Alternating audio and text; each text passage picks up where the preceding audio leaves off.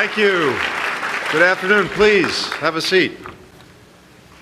And welcome to the State Department. President Ruto, First Lady, it is an honor to welcome you here to the State Department. Evan and I are so delighted to host this lunch with Vice President Harris, Second Gentleman Emhoff. Madam Vice President, we know your leadership in this administration. The American people know your leadership in this country. I can attest to your leadership around the world as a powerful force for American diplomacy, and it is always a great pleasure to be with you and to work with you. Thank you.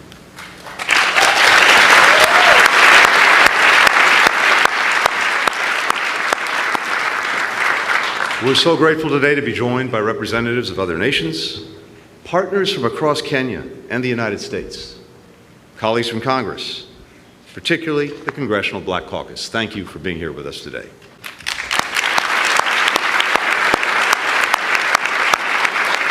And I'd also like to start by thanking everyone who's made this wonderful meal possible, including Margaret Nyamumbo, who's an entrepreneur whose coffee export business is helping women farmers in Kenya and also delivering extraordinary coffee, which may come in handy at some point during this toast if you need a little bit of help. Thank you, Margaret.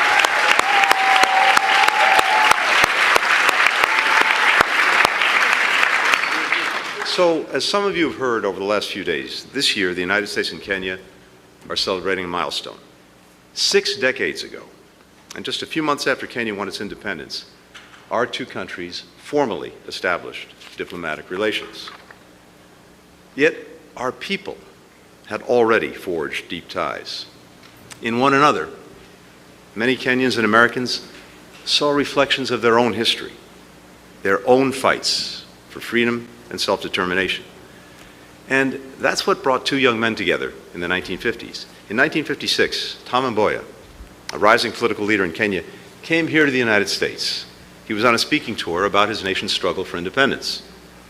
Backstage at an event in New York, he met Bill Scheinman, a young American entrepreneur who supported his cause. They hit it off immediately.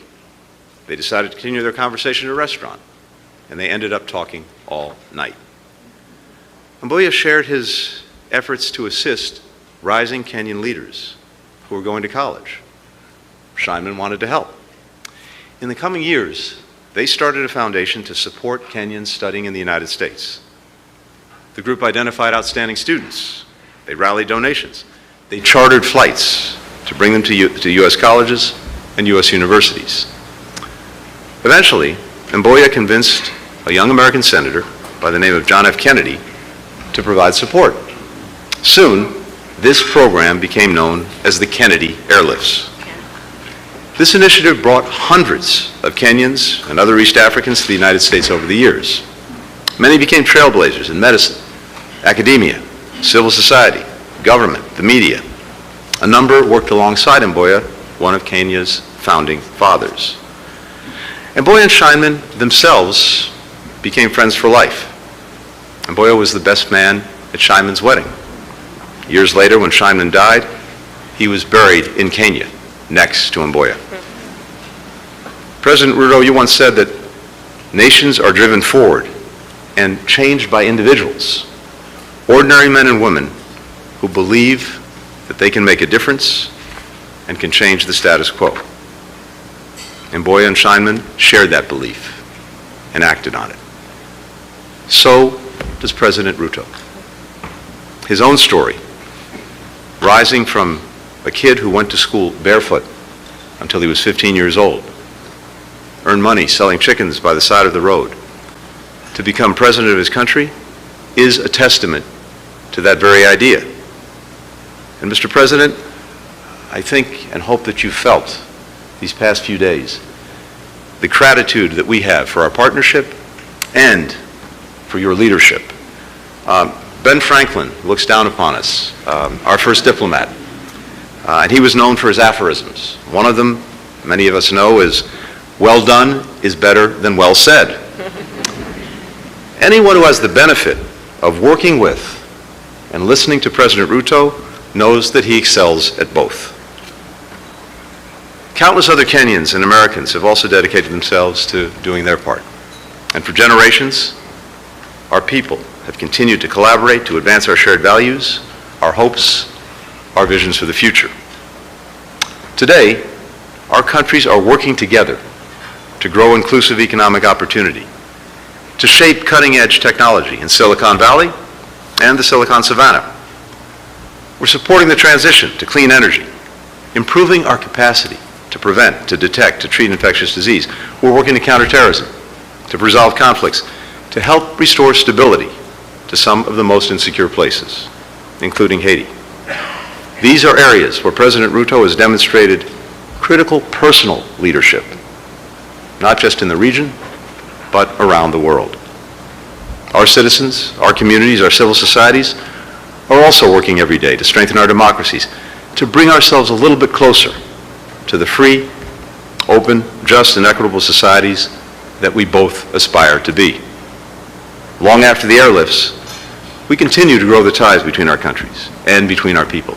Earlier this week, President Ruto and President Biden announced a new educational exchange program focused on STEM, named after the Kennedy and Mboya partnership.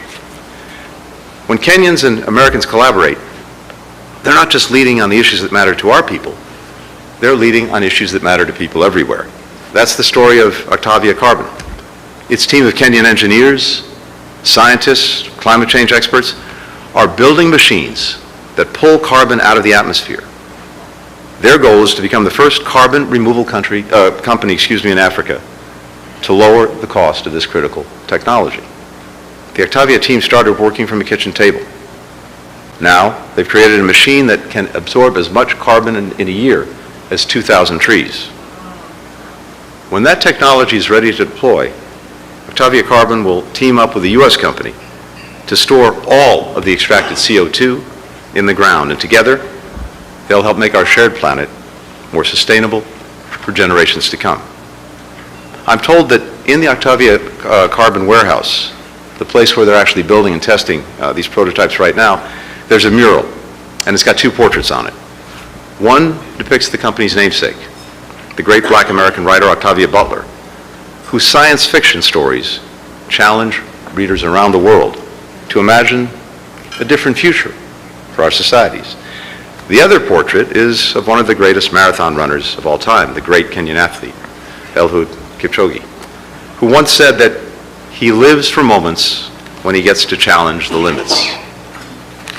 That's the spirit that animated Tom and Mboya, Bill Scheinman more than 60 years ago.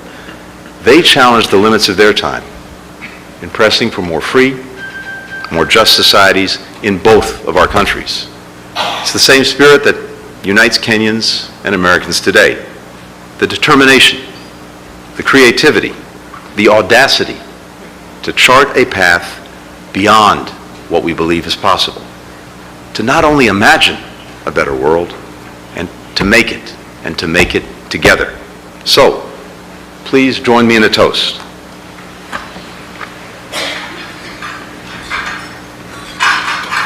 Thank you. To every limit that our people have already surpassed, to the limits that we will exceed together.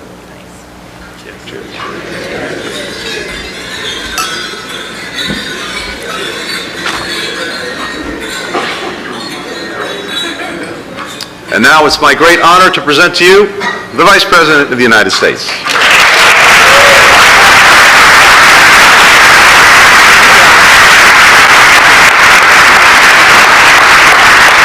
Good afternoon, everyone. Good afternoon. I will start, of course, by thanking our extraordinary Secretary Blinken.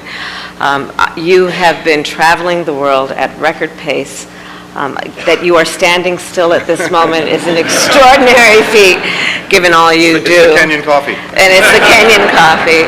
But on behalf of our country, I thank you, Tony Blinken, for all that you are. Thank you. Thank you. And the second gentleman and I are honored to host this luncheon with you and Ms. Evan Ryan, and to welcome President Ruto and Mrs. Ruto. And to all of our distinguished guests, members of Congress, leaders in every sector of our society, welcome and thank you for your work and the partnership. So I strongly believe that African ideas and innovations will have a significant impact on the future of the entire world. A belief driven in part by the extraordinary creativity, dynamism, and energy of young African leaders on a continent where many of you may know the median age is 19. On a continent where 1 in 4 people who occupy space on Mother Earth will be by the year 2050.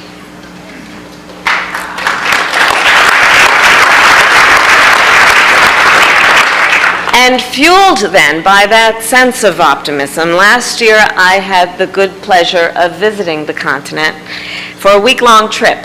And it turns out it's the longest I've spent on foreign soil since I've been vice president. The goal of the trip, thank you.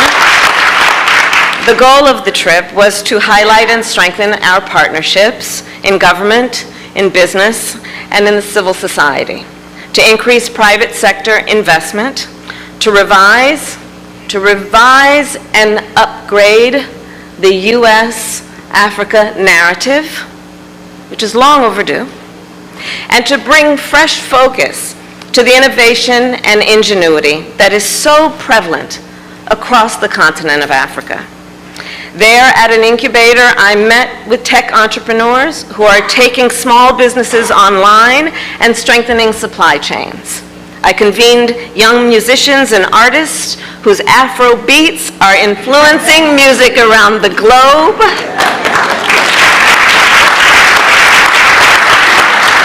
I visited with climate activists, farmers, women small business owners, and students. And at the end of that trip, I was more convinced than ever the continent of Africa represents the future of our world.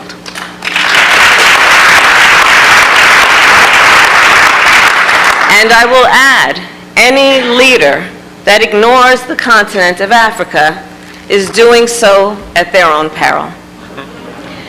Which brings me to Kenya, Mr. President. No country on the continent more embodies this spirit of innovation than Kenya. Kenya, as many here know, has Silicon Savannah, a $1 billion technology ecosystem confronting challenges that range from the climate crisis to financial inclusion to healthcare. To address wealth inequity, innovators at M-Pesa help low-income people pay and repay microloans, and they have revolutionized the mobile payments industry. To help solve the problem and challenge of pollution coming from plastics, and to address threats to marine ecosystems, a Kenyan startup now converts aquatic invasive plants into biodegradable plastic. To tackle water security, and in particular scarcity and drought, a Kenyan startup now turns humidity from the air into clean drinking water. To help his deaf niece communicate, a Kenyan data scientist invented a smart glove to convert sign language into audible speech through a mobile app.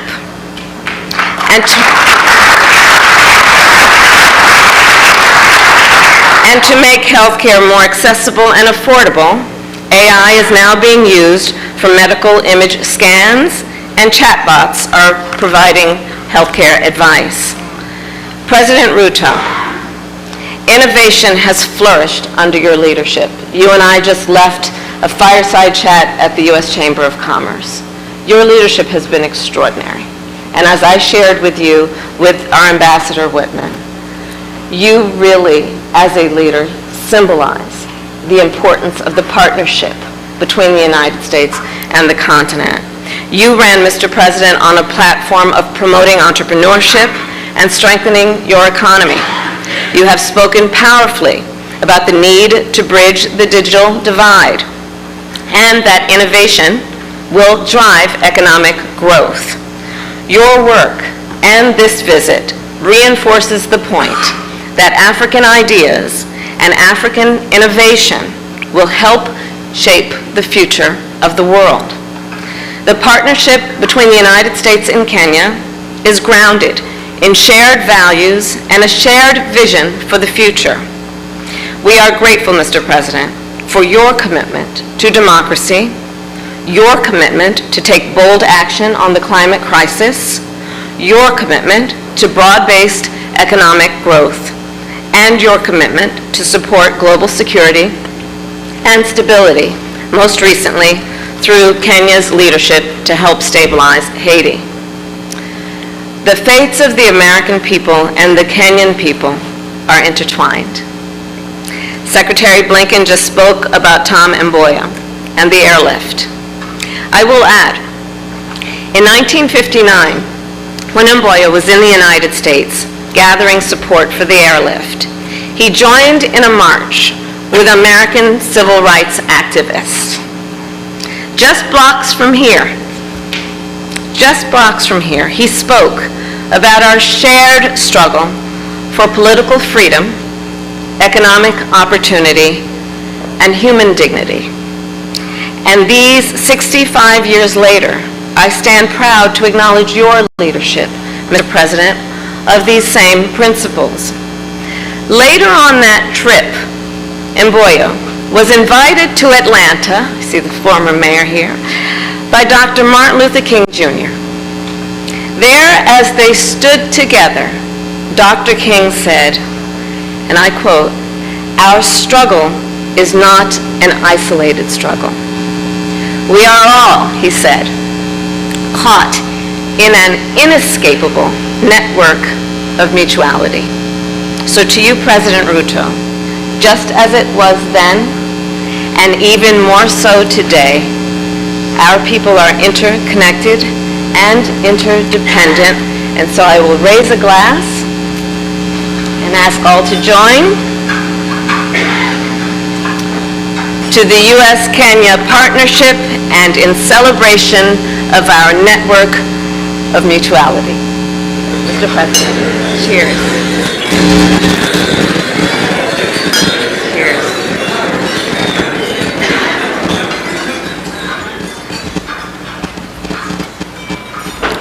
And now I invite President Ruto to share a toast.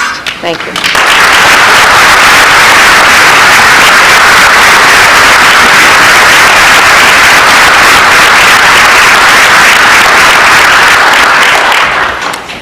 Madam Vice President, Secretary Blinken, distinguished ladies and gentlemen, good afternoon. It gives me tremendous pleasure to come back to this great building. I was here 2 years ago.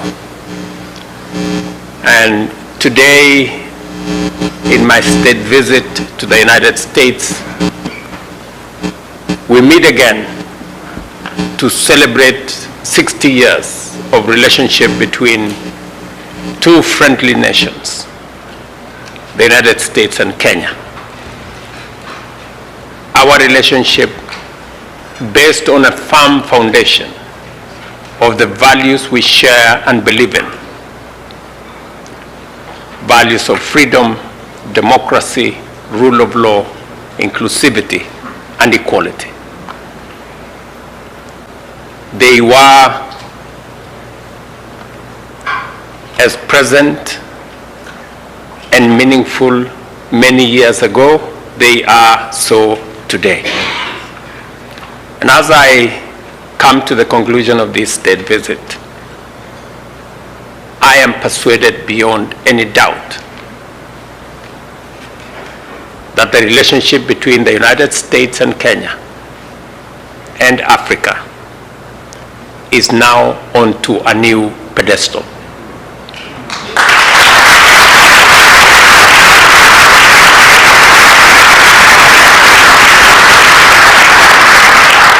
I thank President Biden in a very special way for helping us reshape, re-engineer and write a new narrative for our continent.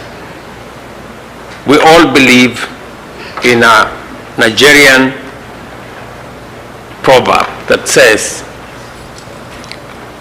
until the lion learned to write, all stories favored the hunter.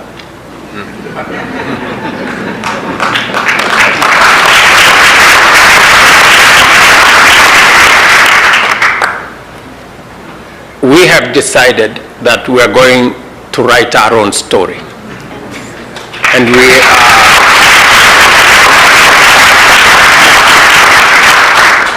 we started this last year when I convened the first ever Africa Climate Summit. The conversation, the narrative has always been this continent of conflict, trouble, disease, poverty. Yet, that is not the story of Africa. Africa is a continent of tremendous opportunity. The largest reserves of energy, renewable energy resources.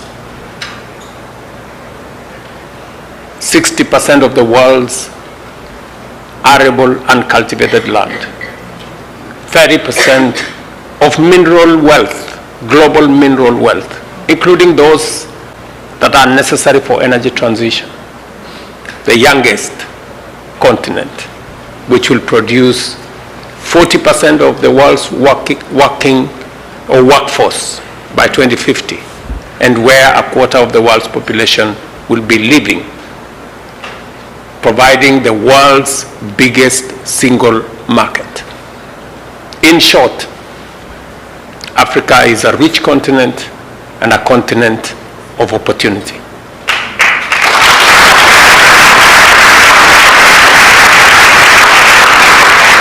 I am very happy that President Biden and this visit is giving us the opportunity to rewrite and recalibrate the relationship between this great superpower and our continent. And I am very proud that among the things we've agreed are not just about Kenya and the US, it's about Kenya and the continent of Africa. From what we are doing around climate action, what we are doing around the financial architecture of the world, to make it fairer, to make it much more sensitive, to make it much more agile, and to make it possible for many African countries and those in the global south, many developing countries, to access concessionary resources for us to manage the affairs of our people, and that no country will spend more money on paying debt or on managing climate-induced crisis than they do on spending on health, education, or social service.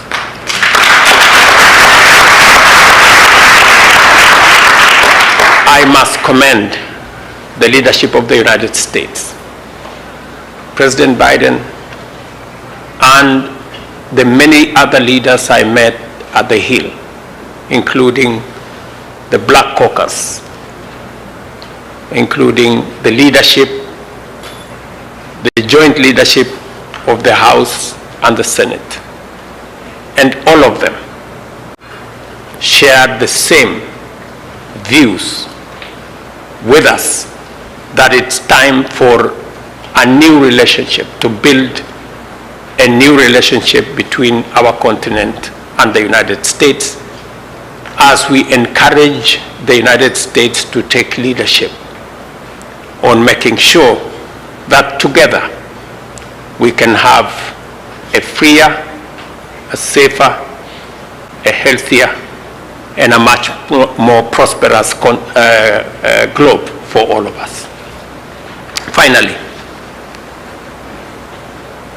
we discussed many issues that today I find will give us new opportunities, will open new frontiers and will enlarge the horizon for collaboration in making sure that we deal with the challenges that we all face of insecurity, of stability, challenges of debt and other financial challenges, but also give ourselves the opportunity to explore the tremendous opportunities that exist for collaboration in exploiting our huge reserves and assets, using our human capital and connecting assets that we have in our continent to technologies from the US, to financial reserves from the US, and creating a win-win outcome that works for the US, works for Kenya, and works globally for all humanity. I thank you.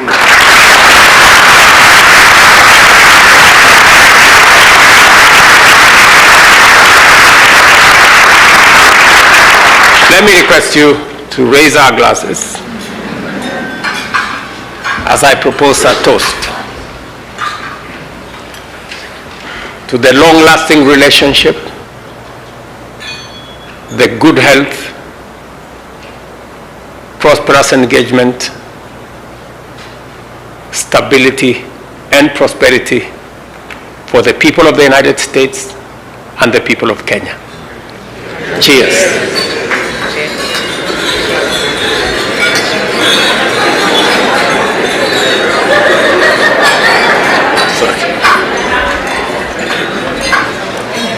Thank you. Thank you, my dear. Thank you.